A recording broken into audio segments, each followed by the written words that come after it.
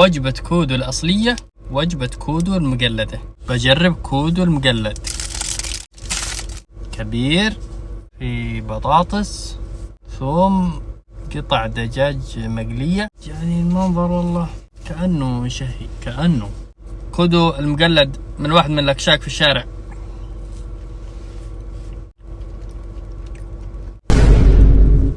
خلونا ناخذ لقمة ثانية.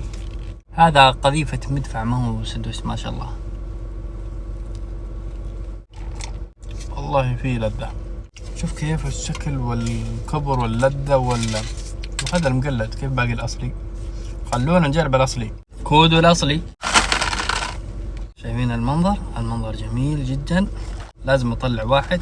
شوف المنظر من الداخل. كودو الأصلي.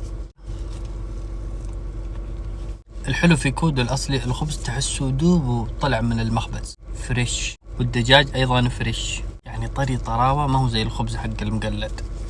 باكل لقمة زيادة.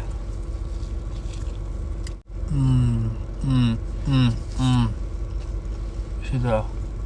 هذا ما هو ساندويتش، هذا كيك يذوب.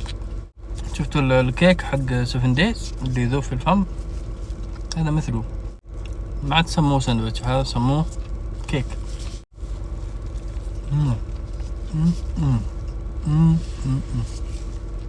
النتيجة النهائية، كودو المقلد اللي في الأكشاك يعني ما هو سيء، كويس يعني تاكله وتروق فيه. لكن كودو الأصلي ما يعتبر من السندوشتات، يعتبر من الكيكات الطرية. فريش الخبز، الدجاج فريش، البطاطس ألذ بطاطس. يعني قد أكلته في المطاعم السريعة كودو. خذ كودو الأصلي وابعد عن التقليد.